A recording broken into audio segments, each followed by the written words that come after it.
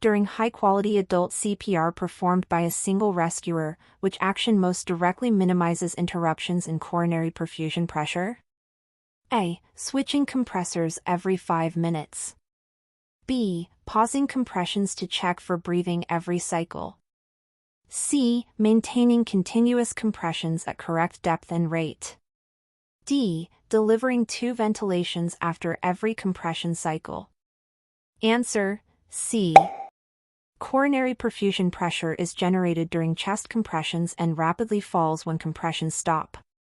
Maintaining continuous compressions at the correct rate, 100-120/min, and depth, at least 2 inches, minimizes drops in perfusion pressure and improves the likelihood of successful defibrillation and ROSC.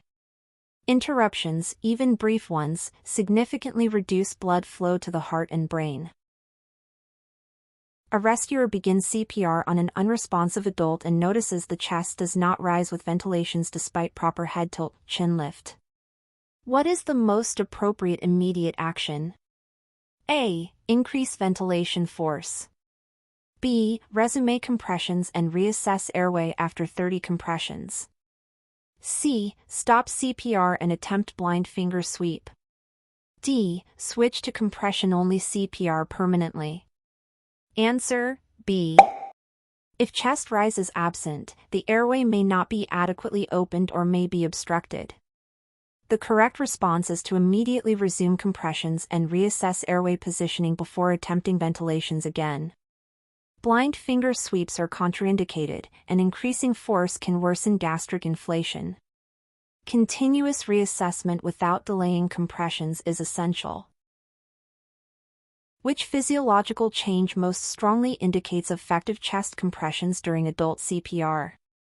A. Visible chest recoil after each compression. B. Pink coloration of the lips. C. Palpable carotid pulse during compressions. D. Spontaneous gasping breaths. Answer: C. A palpable carotid pulse during compressions confirms that compressions are generating forward blood flow. While full recoil is required for venous return, pulse palpation during compressions directly demonstrates effective circulation. Gasping breaths may occur without adequate circulation, and skin color changes are unreliable indicators. In a witnessed adult cardiac arrest with immediate AED availability, what is the correct sequence of actions? A. Start CPR for 2 minutes before attaching AED. B. Attach AED, analyze rhythm, then begin CPR. C. Check pulse for 30 seconds before AED use. D. Deliver 2 ventilations prior to AED application. Answer: B. When an AED is immediately available in a witnessed cardiac arrest, it should be applied as soon as possible. Early defibrillation is the most critical intervention for shockable rhythms such as ventricular fibrillation. CPR is resumed immediately after shock delivery or if no shock is advised. During two-rescuer adult CPR using a bag mask device, which technique best ensures effective ventilation? A. Delivering rapid breaths to ensure oxygenation. B. Squeezing the bag fully with each breath. C. Providing breaths over 1 second with visible chest rise.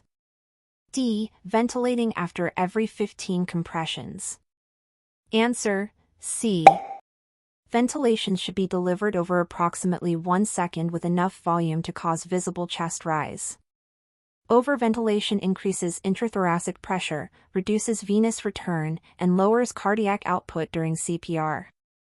Proper timing and controlled volume are essential for effective oxygen delivery. What is the primary reason complete chest recoil is critical during CPR? A. It allows air to enter the lungs. B. It increases intrathoracic pressure.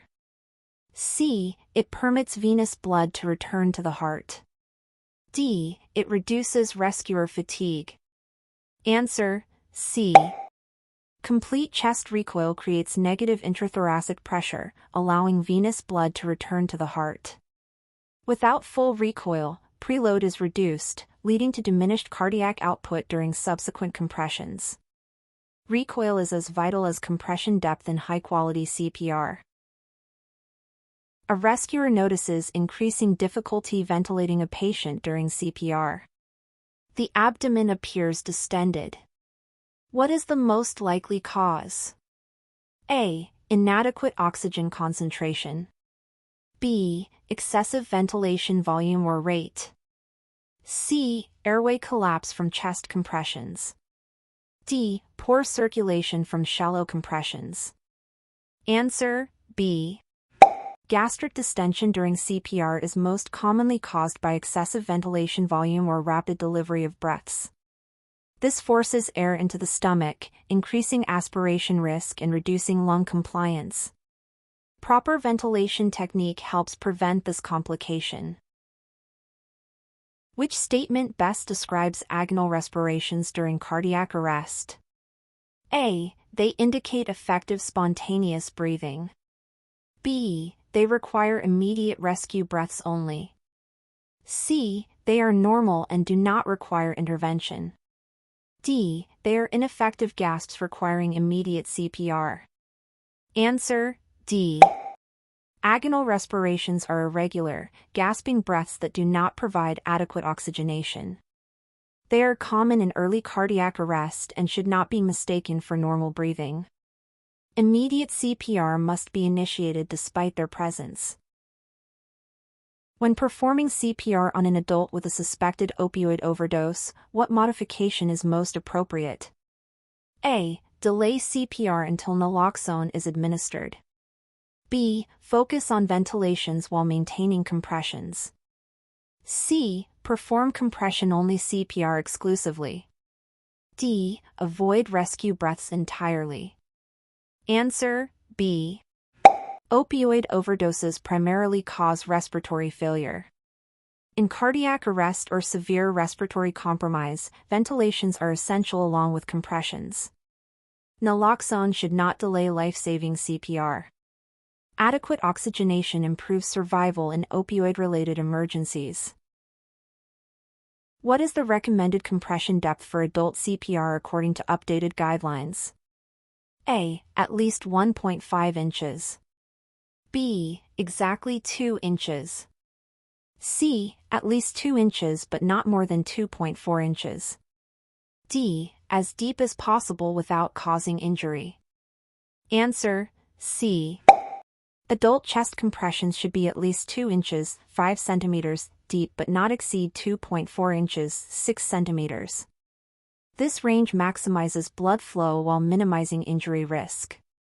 Excessive depth increases trauma without improving outcomes. Which finding during CPR most strongly suggests rescuer fatigue? A. Faster compression rate. B. Decreased compression depth over time. C. Increased ventilation volume. D. Delayed AED analysis. Answer: B. Rescuer fatigue commonly leads to progressively shallower compressions, reducing blood flow. This is why compressors should switch every 2 minutes or sooner if fatigue is noted. Compression depth is a critical quality metric. During AED use, why must rescuers ensure no one is touching the patient during rhythm analysis? A. To prevent electrical shock to rescuers. B. To reduce interference with rhythm detection. C. To allow faster shock delivery. D. To stabilize chest compressions. Answer: B. Movement, including chest compressions or physical contact, can interfere with AED rhythm analysis, potentially leading to incorrect shock decisions. Ensuring no contact improves accuracy and patient safety. What is the most appropriate response if an AED advises no shock during adult CPR? A. Turn off the AED. B. Check for a pulse immediately. C. Resume CPR starting with compressions. D. Deliver rescue breaths only. Answer: C. If no shock is advised, CPR should be resumed immediately starting with chest compressions. Pulse checks are delayed until after a full CPR cycle unless signs of life appear. Continuous compressions remain the priority. Why is excessive ventilation particularly harmful during CPR? A. It causes lung collapse.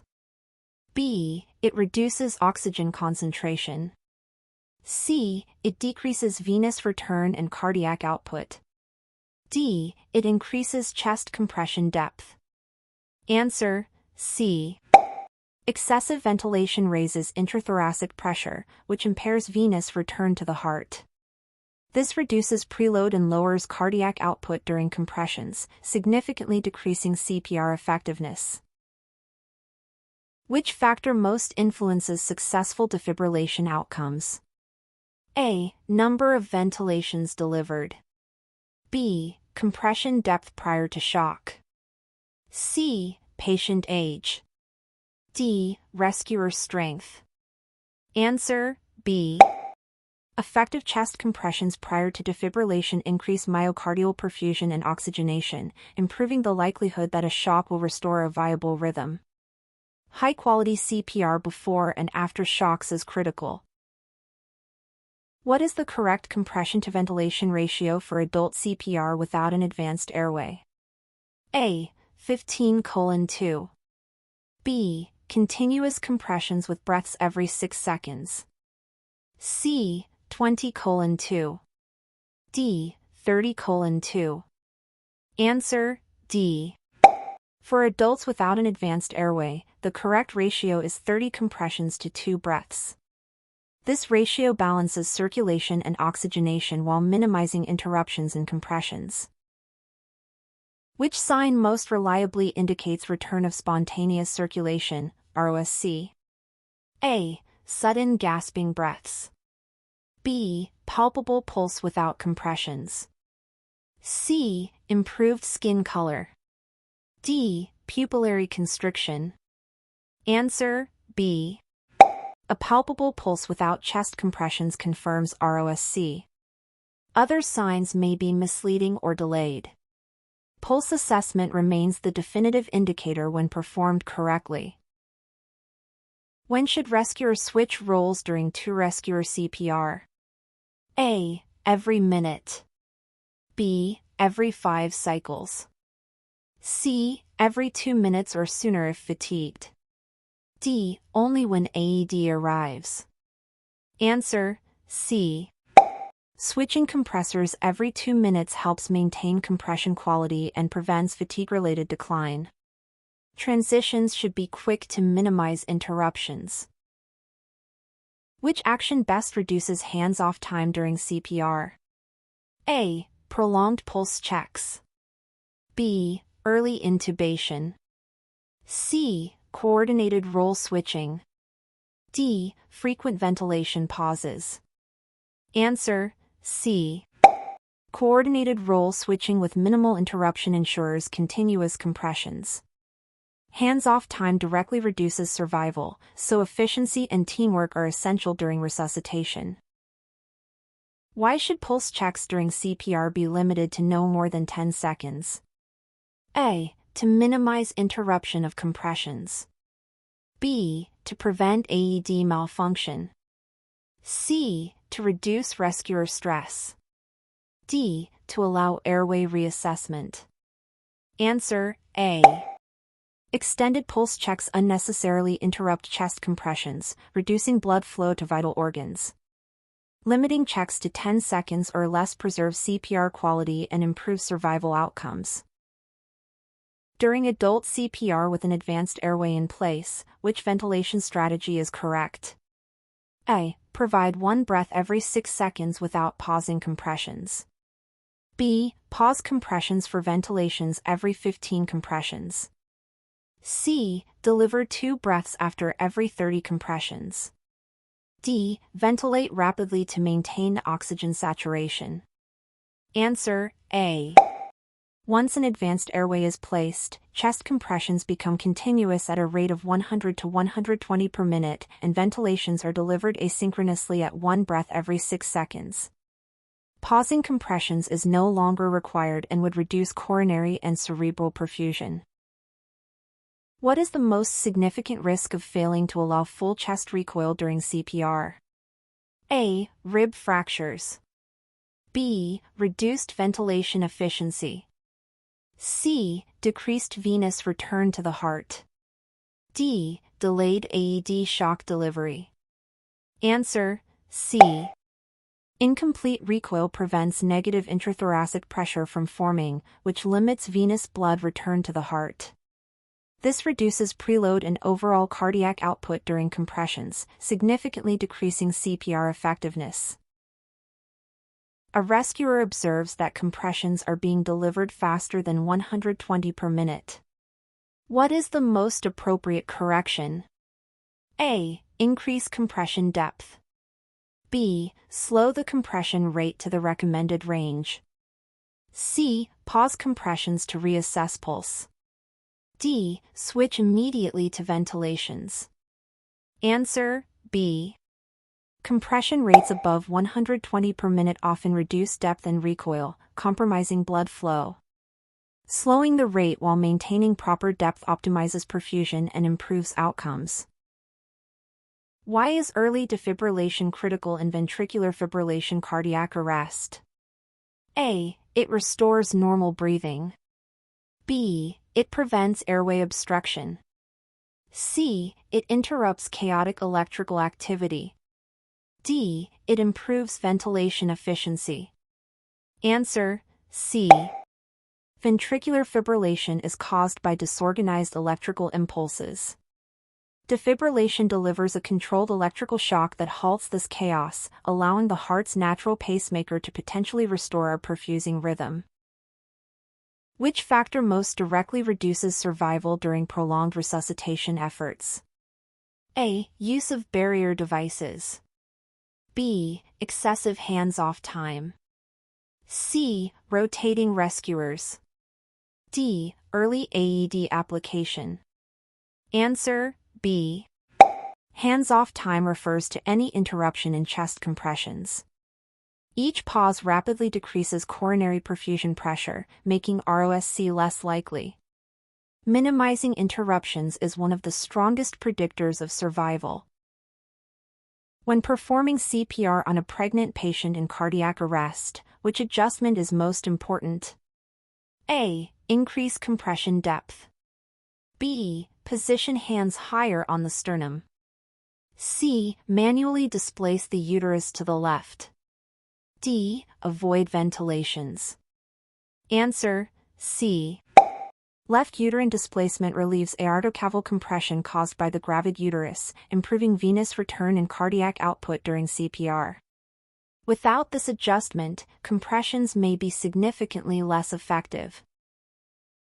Which sign indicates ventilations are being delivered too forcefully during CPR?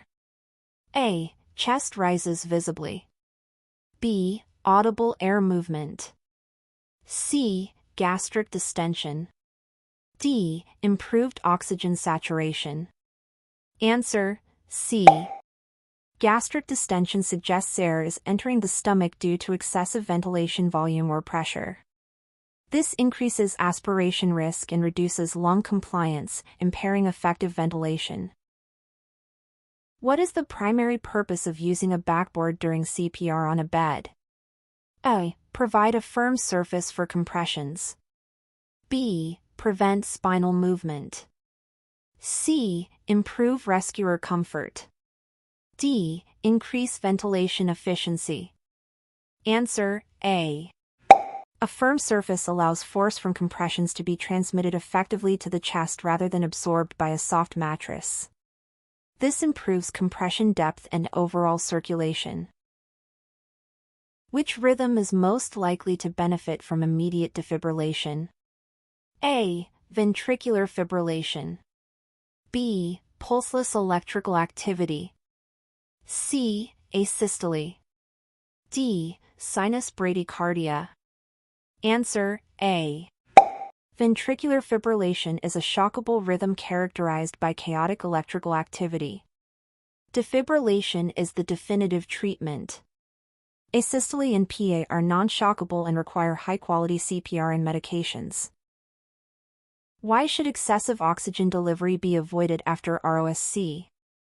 A. It delays neurological recovery. B. It causes hypoventilation. C. It leads to oxygen toxicity and oxidative injury. D. It reduces blood pressure. Answer: C. After ROSC, hyperoxia can cause oxidative stress and worsen neurological injury. Oxygen should be titrated to maintain appropriate saturation rather than delivered at maximal levels. What is the correct action if a patient begins to move during CPR? A. Continue CPR without interruption. B. Stop CPR and reassess responsiveness and pulse. C. Apply AED immediately. D. Deliver rescue breaths only. Answer: B. Movement may indicate ROSC. CPR should be stopped briefly to reassess pulse and breathing. Continuing compressions unnecessarily could cause injury. Which component of CPR quality most strongly correlates with neurological survival? A. Ventilation rate. B. Compression depth and consistency.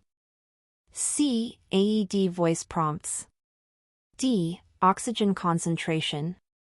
Answer: B. Consistent, deep compressions generate adequate cerebral blood flow, which is essential for neurological survival. Poor compression quality is associated with worse brain outcomes even if ROSC is achieved. What is the first action when encountering an unresponsive adult who is not breathing normally? A. Check blood pressure. B. Deliver 2 ventilations. C. Begin chest compressions. D. Activate emergency response system. Answer: D. Activating the emergency response system ensures help and AED access.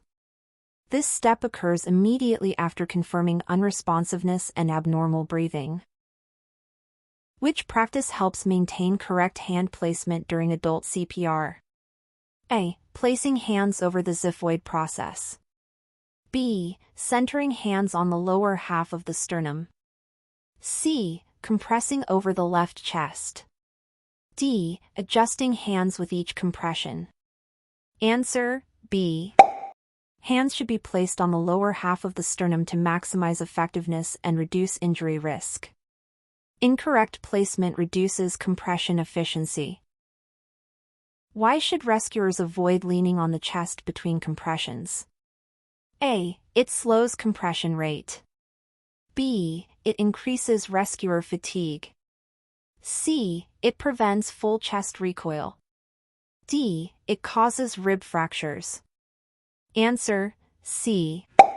Leaning prevents full recoil, limiting venous return and reducing cardiac output. Even small amounts of residual pressure can significantly impair circulation.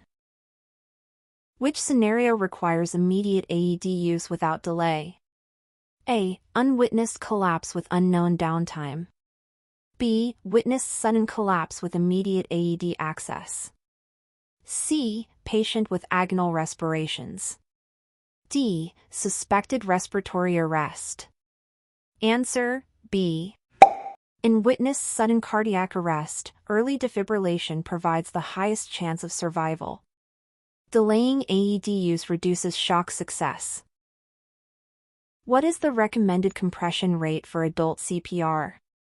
A. 80 to 100 per minute. B. 90 to 110 per minute. C. 100 to 120 per minute. D. 120 to 140 per minute. Answer: C. A rate of 100 to 120 compressions per minute optimizes blood flow while allowing adequate depth and recoil. Rates outside this range reduce effectiveness. Which action most improves team-based CPR performance? A. Closed-loop communication. B. Frequent role changes. C. Loud verbal commands. D. Independent decision-making. Answer: A. Closed-loop communication ensures tasks are heard, acknowledged, and completed correctly. This reduces errors, delays, and unnecessary interruptions. Why should rescuers minimize pulse checks during CPR? A. They interrupt compressions. B. They distract from ventilations. C. Pulses are unreliable. D. They delay oxygen delivery. Answer A. Pulse checks interrupt chest compressions, reducing perfusion. Limiting checks preserves circulation and improves survival chances. Which factor most contributes to rescuer fatigue during CPR? A. Compression depth. B. Ventilation technique. C. Continuous compressions without rotation. D. AED use. Answer C. Continuous compressions quickly exhaust rescuers, leading to decreased depth and quality. Regular rotation maintains effective CPR. What is the best indicator that ventilations are effective during CPR? A. Loud air entry sounds. B. Visible chest rise. C. Increased compression depth. D. Patient movement. Answer B. Visible chest rise confirms air is entering the lungs. Sounds alone do not guarantee effective ventilation. Which condition requires CPR even if the patient appears to be breathing? A. Normal respiratory rate. B. Agonal respirations. C. Productive coughing. D. Labored but regular breathing. Answer B. Agonal respirations are ineffective and indicate cardiac arrest. CPR must begin immediately despite the appearance of breathing. Why is early CPR important even before AED arrival? A. It restores normal rhythm. B. It delays defibrillation. C. It preserves organ perfusion. D. It prevents airway collapse. Answer C. CPR maintains minimal blood flow to the brain and heart, preserving tissue viability until defibrillation or advanced care is available. Which outcome is most directly improved by high-quality CPR? A. Survival with good neurological function. B. Rescuer safety. C. Patient comfort. D. Airway patency. Answer A. High-quality CPR increases the likelihood of survival with intact neurological function by maintaining cerebral perfusion. When should CPR be stopped?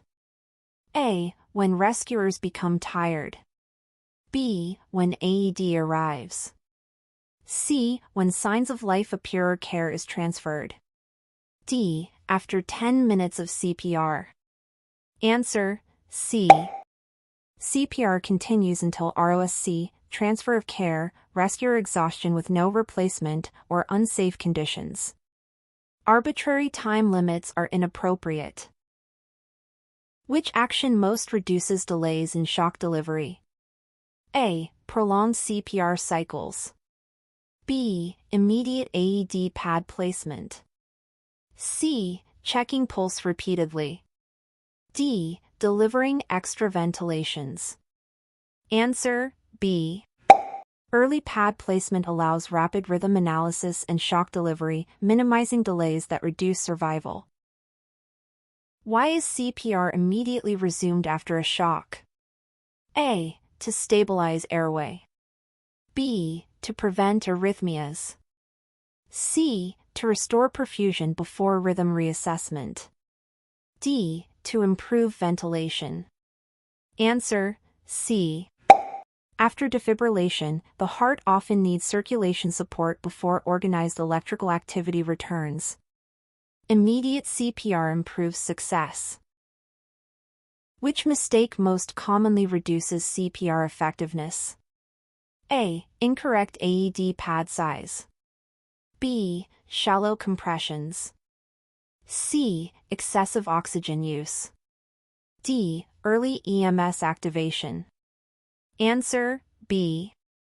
Shallow compressions fail to generate adequate blood flow, making them one of the most detrimental CPR errors. What is the priority when multiple rescuers are present? A. Ventilations. B. AED setup. C. High-quality chest compressions. D. Airway insertion. Answer, C. Chest compressions are the foundation of resuscitation. All other actions support this priority. Which principle best summarizes effective BLS care? A. Speed over accuracy. B. Ventilation-focused resuscitation. C. Early recognition and uninterrupted high-quality CPR. D. Advanced airway placement. Answer, C. Early recognition, rapid activation, and uninterrupted high-quality CPR form the core of effective BLS and are the strongest predictors of survival.